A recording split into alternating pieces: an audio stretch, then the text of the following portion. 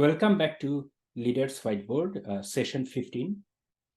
In the last session, we discussed about designing an engineering interview process end-to-end. And now that we all are back from Thanksgiving break here in USA, and then we have the performance reviews going on for most of the companies as we hit into December. So I thought it will be a good idea to discuss one of the performance review framework, very old classic performance review framework called 9-box grid, just as an example, and maybe discuss a little bit about some of the alternates of those, so that it helps you as an engineering manager or engineering leader, or if you are an individual contributor and you're participating in one of those in your company, it can keep you informed why these are the things, how HR tries to manage this. So with that in mind, let's dive into today's topic, which is navigating 9-box grid for effective performance reviews.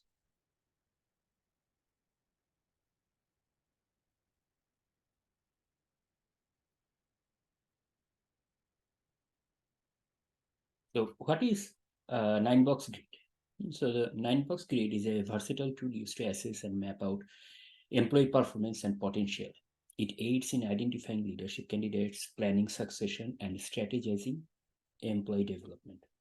What it means is that different companies does different performance review process, performance management. Some companies use tools, some company keep it simple, but because performance management is a big part of any organization, like employee management, right? Employee hiring, retention, attracting top talent. So if your performance review is not good or not dependable, that's a big problem for your business. So that's why it's important, and different companies use different things.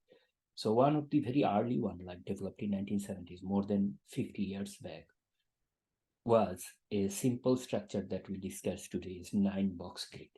But it has, just like it has some advantages, it has a lot of criticism against it also. We'll discuss a little bit of the pros and cons, and there are other alternative models also.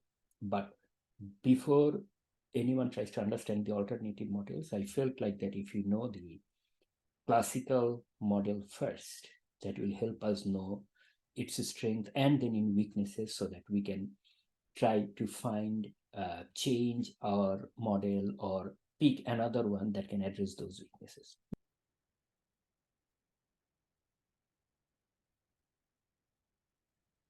So what I did for 9-box to explain 9-box grid to you is I put the model itself that talks about performance and potential. It's called performance potential matrix also, 3x3 grid in the right side. And I have, in the left side of the diagram, I have put some examples how it will look in practice, this performance potential matrix, so that it's easy to explain by example. But this 3x3 grid, performance potential matrix or 9-box grid, can also be used with different labels, different x-axis and y-axis and so on. And we'll discuss those as we see fit at other times. So I just took a representative one for now. You don't have to use exactly these levels like performance or potential or low, medium, high. You can use different levels, or different HR companies, different organizations use different one, or the cell in each of these grid, in this 9-box grid, each of the box, you'll see I have put a title. These titles are also varies widely, company by company, different people put it differently and so on. Those are all flexible. But I felt like as long as we can discuss just one sample model and one sample implementation, you can extrapolate from it and explain your own organization's 9-box grid if they are following 9-box grid. So that's one thing. But before diving deep into it, let's also see what are the alternatives of 9-box grid. If you don't like 9-box grid, because we'll discuss some criticisms also, then what other things your company might have chosen in opposite to that, like instead of that. Some of the other alternatives are, for example, 4-box grid. What's 4-box grid? this is same that 3x3 grid, that 9-box grid, but in a 2x2 grid, just at a lower level. Like you will see in the 9-box grid, low, medium, high performance, low, medium, high potential. Here in 4-box grid, you will see low and high performance, low and high potential. Just a smaller, simpler version of the 9-box grid. Instead of 3x3, 4-box grid is 2x2 grid, but it tries to address the problem in a similar way. But there are other ones like OKR, objectives and key results, that was initially championed in Google, and like many other companies are now using it. It's widely used. And then there are 360 degrees feedback, like the person for whom you are trying to get feedback, you try to get feedback from their peer from many different places within or outside of the team and so on. That's another popular one. And then there are continuous performance management. It's like you don't have any formal yearly performance review at all. You have continuous weekly, daily, monthly feedback. In your one-on-one, you are working with your direct report and you are improving or managing their performance based on that, like promote, retain, fire, all those decisions, develop, and all these you do continuously as part of continuous performance management instead of it being a yearly event. Of course, there may be a salary adjustment yearly, that's a separate thing, but the performance management doesn't have to be a yearly or half yearly event. It's continuous. So that's another model some companies follow. Then there is a balanced scorecard. Like this is strategy. This is a strategic performance management tool that uses a mix of financial and non-financial measures related to a target. Like you have a goal or target, rather than what they're doing, what are the outcomes? Let's say how much money that product has generated as part of revenue. Just to give an example, like you can measure someone's performance based on those rather than anything else. And then there is another one called critical incident technique, like keeping a record of particularly good or bad job performance by your direct report or by your employees throughout the performance period or throughout the year. And you evaluate them based on what good they did, what bad they did. So you will see many of these things, and there are several other alternatives. But many of those are trying to more or less handle the same thing, which is how to evaluate the performance of your employee over a period of time. That's the whole goal. And some of the key things they're trying to figure out is, did they do good? Did they do bad? Or did they do okay? And so on, which 9-box grid also tries to address. So it's just that different companies, organizational culture, or the type of tools they want to integrate with or automate, based on that they decide which ones to use. So all right, then let's dive deep a little bit on the 9-box grid then. So what you see here in this 9-box grid is, in the right side, the model. What's the model? Is that it's a performance potential matrix. It's a 3x3 matrix, so 3x3 grid, 9 grid. The first horizontal line shows an employee's performance in 3 categories: low, medium, or high. And the vertical or x-axis shows the potential of that employee, that is also low, medium, high. So what happens is, as an engineering manager, you will be putting your direct reports into some of those boxes. How you will put in those boxes, that depends on other processes. This 9-box model doesn't say about how. It says about you have some way to know if their performance is low, medium, or high, and if their potential is low, medium, or high. This is one opportunity where you can actually integrate this 9-box grid model with other models. For example, let's say 360 degrees feedback you can use to figure out the how part. OKR you can use to figure out the how part and all these things. But that is how you are going to gather, or maybe just as a manager, you are observing your direct report, you already have a pretty clear idea. Those are the how part. That's not this model is addressing. The model is saying is that you already know the information. Now you are going to plot those information in these boxes. That's where the 9-box grid can give you a simplified model, is that X and Y axis. Let's say an employee is low performer and also have low potential for future. So like every employee goes through a career trajectory, low to high, over a long period of time. The more experience they gain, the more potential they can uh, demonstrate over time.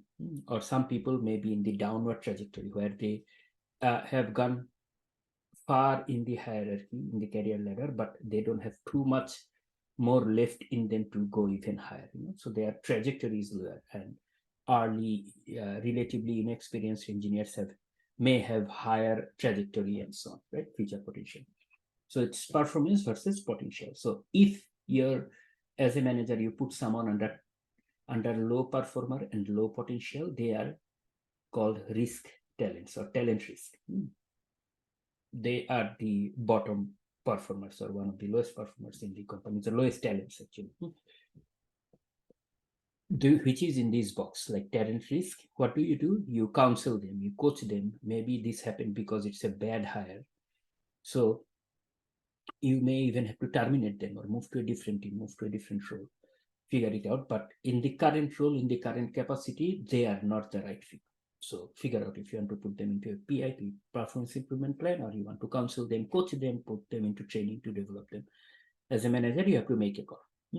So very few team members within your team should be put into this talent risk usually, because we made bad hires, but we don't make, usually companies don't make too many bad hires, right? That's a separate problem to start with. So that's one. The next one is solid professional. Like, they are medium performer. They are not low performer, but they are not extraordinary either. They are average, standard performer. So we call them solid professional. But maybe they have hit a ceiling in their career already. Like, their performance potential or their capacity or skill is low, not going far from what their current level is. These are all relative to their current position. Right? Performance is also relative to your current position, in your current title, how you are doing, not from a junior engineer's point of view or a principal engineer's point of view. When you're a senior engineer, you'll be evaluated as a senior engineer, what is your performance and what is your potential to become a lead engineer or architect in future, right? That's the performance and potential. So here it's like maybe someone is actually in the right title, in the right level, and they are right now performing okay. So they are performing medium, but they are in the right title. They don't have too much high potential compared to where you are seeing them. They are solid professional. So it is the second box. The other one is, I'm going through the horizontal boxes first.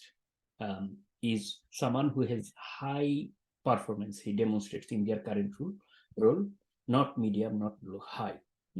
These are workhorses, like experts. You give them the task, they know it very well, they have done it many times in the past, they will do it very well. But their potential to get to a different scope of responsibility and showing that same performance is low. That means they cannot demonstrate the same level of performance at a different role or at a higher capacity. But in the current role, they are doing good, like they are right for this particular role. So as a manager, you want to develop your direct reports always, right? You don't want anyone to be stagnant in one place. You continue to coach them, develop them, and see if you can increase their potential. So these will be the first three boxes in the 9 box. Now let's go to the second 3 boxes, where the someone is performing low, but they have medium potential. They are performing lower compared to what their current title or role is, but they are potential. You see a lot of unused, untapped capability on them as a manager. They demonstrate occasional spark of work, and you know that you can utilize them if you can just shape them up, coach them, give them feedback, develop them a little bit, and let them do their work, or put into a slightly different role, different type of task, and you will see they will be doing very good. These are the ones who are inconsistent player. Occasionally they do very well, and then occasionally they simply flop. That's why their performance is low, but they have potential. These are inconsistent player. Coach them, give them feedback, train them, and develop them so that they can move into that middle one, which is the core player. So let's talk about the next one, the core player. Core player is the standard average regular performer. Like, they are not bad. Their performance is medium, potential is also medium. That means they are not extraordinary, outstanding performance they don't show, but they never completely flop off. Or maybe occasionally once in a while they may stumble upon, they may slip. But in general, they are reliable, they are the core strength of the team, key players, the core developer, but they may not be consistently showing outstanding performance. Occasionally, maybe. Similarly, their potential looks like they are in the right title. If they are put into the next given additional responsibility, maybe they will stumble, but maybe they will be able to do well also. It depends on how you coach them, develop them. So they have some potential to demonstrate growing to bigger roles in future, but not enough that you can promote them right now. You will need preparation, thinking before you can move them to the next level. So they are core player. These are standard team members, and majority of your team members may actually fall under this category. Medium performance, medium potential. The next one is high performance, medium potential. These are the current star of the team. They perform very well in this particular role. You are just not sure if you put them at a higher level, they will be able to perform or not. So maybe they will be able to, but you don't know. So that's why you are on the fence whether to promote them or not for the next one. But they are serving very well the team right now in their current role and capacity. These are current stars. You need to stretch them. You need to challenge them, give different type of work, coach them so that they can develop themselves. They can become ready for the next role.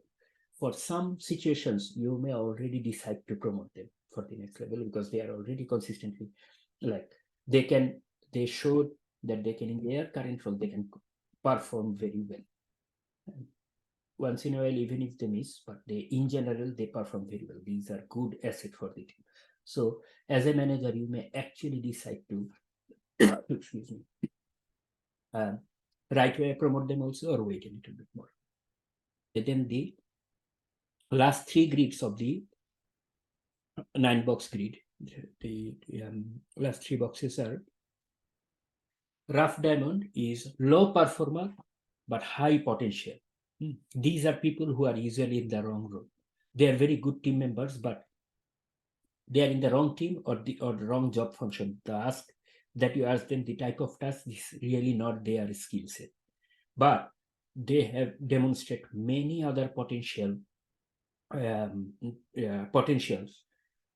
to be helping the team or to the organization. Maybe if you just move them to a different team or move their role or coach them a little bit on the current one, they can quickly pick up. Maybe they need a little bit of ramp up time or whatever it is. These are highly potential people. It's just that you have, as a manager, you have not been able to tap their potentials to match it with the current role that they are working in. So you have to work with them, continue to coach them, train them so that they can go to that future star level, the next one. So what's the future star? The next one are the people who are not low performer, they are medium performer, but they are also similar to the rough diamond. They are also high potential. High potential and average performer. Once in a while, maybe they perform very well, but they don't perform consistently at a top level. But they have the potential to get there, and they perform relatively very solid, well, reliable, dependable. These are feature stars. So you have to coach them, develop them, and once in a while stretch them to go beyond their capacity. But even in the current capacity, they have rooms to grow. So that's why they are feature star. These people also often, as an engineering manager, you can decide to promote. Like instead of waiting for them to turn into consistent star, like top 10, they are good enough that depending on the opportunity that comes in the team, the opening that you have, you may pick either this feature star or current star. You can pick them for promotion. And the last box, the top right one, is consistent star. These are the best top talents of your team for the current role. And the current role and capacity, they are very high performer and they show very high potential. That means, as a manager, your job is to keep them challenging, give them harder work, different type of work, and you are already possibly too late to promote them. You should promote them immediately or as soon as an opening comes, an opportunity comes in your team, or budget comes and so on. Usually, because you as a manager, your job is to take care of the career advancement of your direct reports. Usually, someone being there means you have been waiting too long. to promote someone.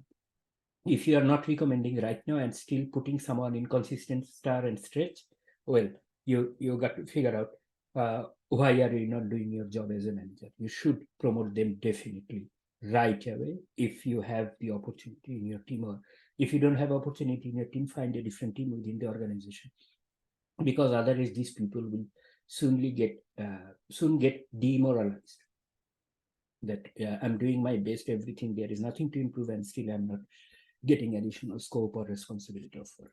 So this is the model. So now this model in itself is simple and very good, and it's working for more than 50 years. It has drawbacks also. We'll talk about it, but first let's see where this model helps a little bit more. When you put someone, an individual, evaluate them and put them in one of the box, this is good, but it becomes better when you plot many people together and compare them there. That is the left diagram I am showing. For example, look at this Noel. Noel is a low performer and low potential. So, he's a talent risk, you can understand it. But look at the middle one. Emmanuel, Kyla, and Charlotte. All three of them are medium performer, medium potential, although they have slight differences.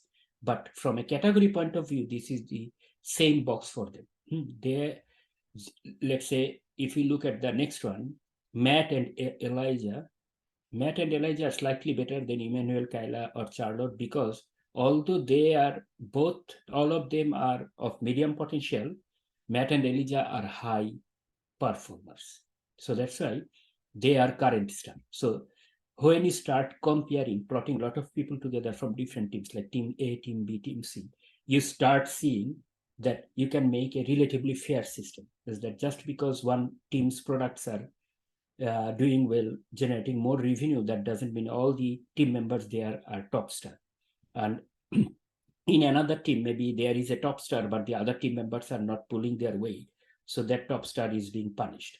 So if you put them in this model, a lot of people together from across different teams, the building a picture of relative performance become easier. This is the strength of 9-box grid. However, it has its weakness also. So the weakness of 9-box grid is that many people say it does oversimplification. It labels people, and it thinks that people's performances are static, like people are in a box and that is the box. Like for the whole year they have been performing in that box. No, people's performance actually fluctuate over time, right? They are not static, and you don't label people, and you once you label people, you are going to get some pushback from people. No, that's not the case. The assessment is wrong. How did you come to that conclusion? The 9-box model doesn't explain how you came to those conclusions. It just talks about the what, right? So that's something that 9-box grid alone cannot address. That's why, as a remedy for this, you use something else with 9-box grid, so that you can also explain the how, not just the what. For example, 360-degree feedback was one thing I gave as an example earlier. Another thing is that the subjectivity. So different companies will try to put the same model for different job roles. So there are an engineer, a product manager, engineering manager, or sales, and so on. And they try to build a common grid that works for all job disciplines. Definitely that results in oversimplification, the first criticism we talked about. This also makes it subjective. So the manager has the full power. They can put whoever in where without maybe explaining much, right? And another criticism of this is that it has the potential for demotivation. Once an employee sees them in a particular box, they will see they are labeled, they are present in that box, and so on. It may be very difficult for them to come out of inconsistent player box to core player box. Although it's possible manager will work with them, but psychologically it can be demotivating. Instead of box, if the manager would have just talked to them, here are your strengths and weaknesses, and I want to work with you on these weaknesses to get over and strengthen continue your strength, it's easier. It's not that demotivating compared to if you put them in a inconsistent player box and say, I want you to get to core player box by next review or something like that. And the model in general is criticized for its static nature. It needs to be more dynamic, like continuously keep updating rather than once you have boxed someone for a year, the whole next year you're evaluating them under that box until the next year's review comes and so on. So this model lacks some dynamic nature. And it has cultural or scale limitations as well. It's like which can come from subjectivity, like the person who is evaluating their own bias may actually reflect on this model on how you are putting someone in a static box. So that's why some other companies say try out something different rather than 9-box grid model. OKR is a very popular one nowadays. People follow, and my recommendation will be if you or your organization uses 9-box grid, use it with something else to justify or eliminate that subjectivity problem of the 9-box model. In that case, it may be a little bit more usable, other than if you just simply use that model solely for performance management. So anyway, this is what I thought might be useful for you to understand. And this is the performance review session, December. So I wish you all the best. Let me know if this video was useful. If you find it useful, please like this video and subscribe to this channel so that when I come up with new content, you get automatically notified. I'd like to know what's the performance review system or performance management. What are some of the performance management tools or frameworks that you use in your company or in your company you participate in? Do you have a specific criticism for 9-box green model, or do you like it as a simple model to start with? Any opinion, please have put your comment in the YouTube video and I'll respond accordingly. So thank you so much, and I'll come up with the next session soon. Take care.